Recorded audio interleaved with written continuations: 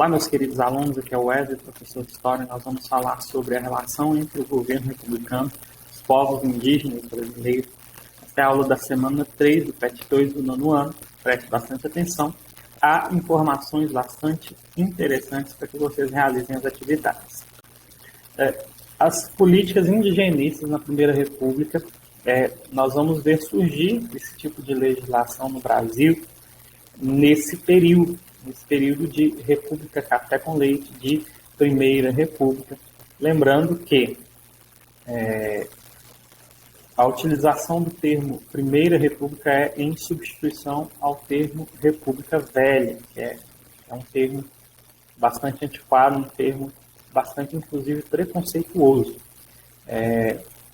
Eu gostaria de utilizar esse termo de substituição. Eu sei que está presente nos próprios PETs e dependendo no próprio livro didático, mas nós precisamos utilizar aí os termos mais adequados à medida que os historiadores vão produzindo seus estudos.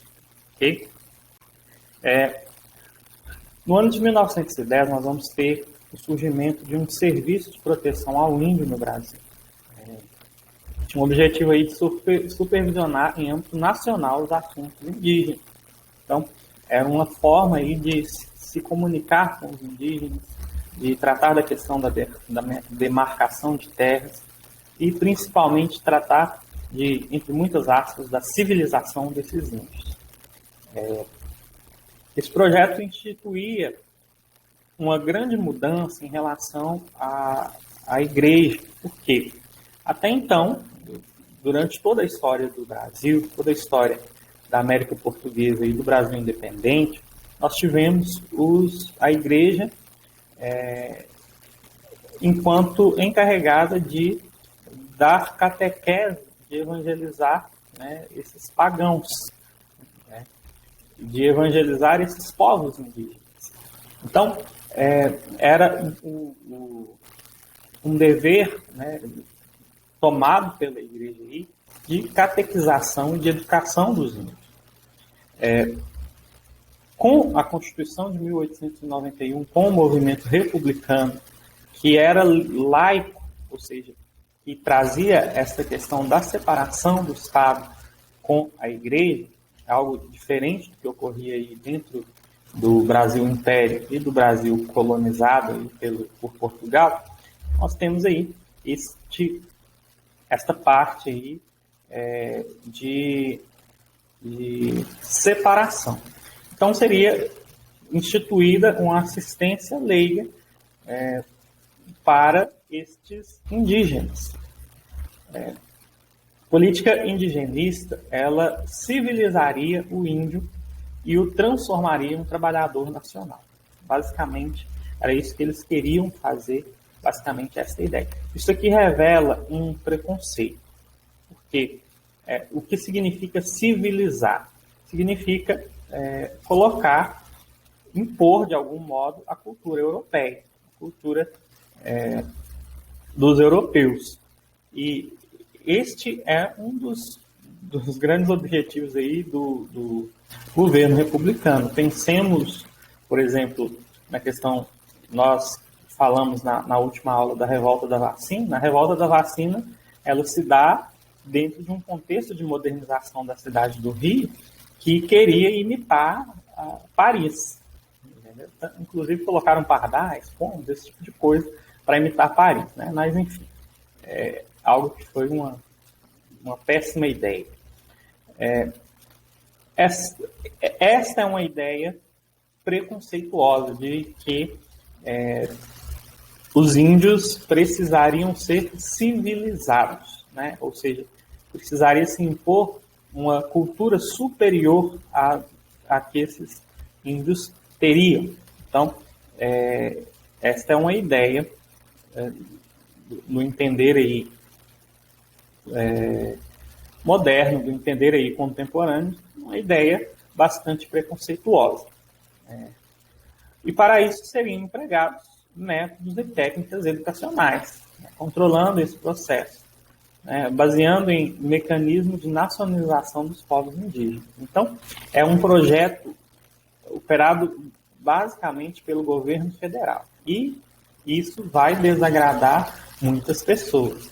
O primeiro grupo aí são os governadores. Os governadores estavam em um processo de formação aí da República das discussões em torno do federalismo, em torno de, né, qual é o poder do presidente, qual é o poder dos governadores. Então, esses governadores eles viam uma forma de centralização do poder, uma ameaça à autonomia dos estados em relação a determinados assuntos. Né? Outro grupo aí que se viu prejudicado, se viu bastante desagradado nesse aspecto foi a própria Igreja Católica, que, eu já disse, era até então a responsável pela educação desses índios, pela catequização desses indígenas. Ok? Vamos para frente. Nós temos aí o Marechal Rondon, que foi o primeiro presidente do SPI, e ele foi bastante importante nesse contexto de aquisição dos direitos indígenas, de luta pelos direitos indígenas. Ele foi responsável pela construção de linhas telegráficas aí no centro-oeste do Brasil, e isso colocou ele em contato com várias tribos indígenas. Então, muitas tribos foram colocadas, muitos indígenas foram colocados sob proteção das tropas do Marechal Rondon, e, inclusive, ele conseguiu libertar muitos dos indígenas que estavam escravizados naquele momento. Ele também ajudou a estabelecer, pela primeira vez, demarcações de terras e de territórios indígenas, algo que não tinha ocorrido no Brasil até então. Então, o Marechal Rondon ele é bastante lembrado, e ele é bastante importante nesse contexto aí de Primeira República, nesse contexto de políticas em relação aos índios. Com o passar do tempo, nós vamos ver aí que teremos mudanças e uma forma aí de se ver um índio, né, que se dará muito por conta do Getúlio Vargas. Né? O Getúlio Vargas, a construção da imagem do índio. Primeiro, o Getúlio Vargas foi o primeiro presidente aí na região centro-oeste do Brasil, né? Aí ao interior do Brasil. Ele basicamente fez isso 3 anos após ter dado o golpe do Estado Novo. Então,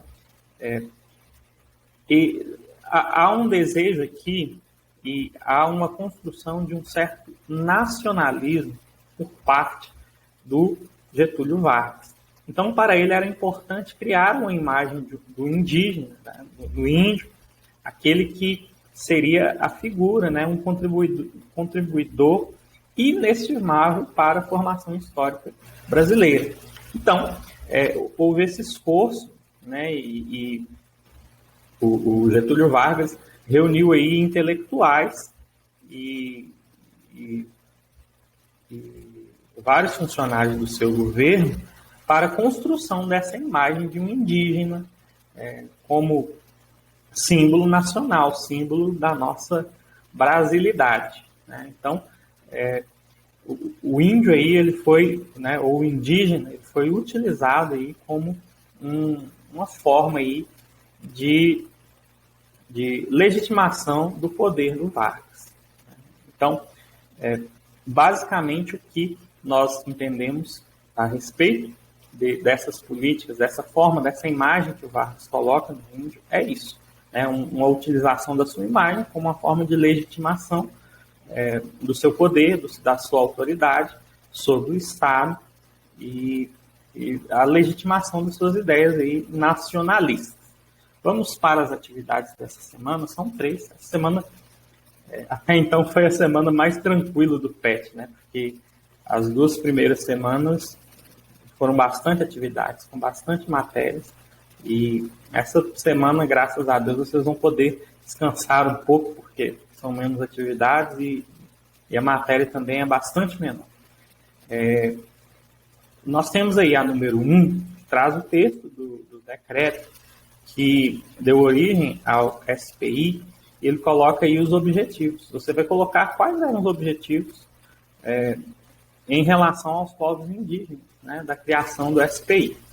A número 2, por sua vez, nós vamos ver uma questão de juízo de valor, ainda nesse mesmo decreto, no artigo 2º e no artigo 3º, essa questão de um preconceito que é difundido, que é disseminado dentro desse próprio decreto. Nós explicamos aqui nesta aula. Então, está bastante fácil para você compreender. O número 3, você vai... tem um texto aí sobre o indígena no tempo da Guerra Mundial. Você vai relacionar, basicamente, o pensamento de o que é um índio, né, dentro daquilo que foi criado, a imagem que foi criada na era Vargas, né, na ditadura Vargas. Então, qualquer dúvida eu estou à disposição. Bons estudos, boa semana. Deus abençoe vocês e até a próxima semana.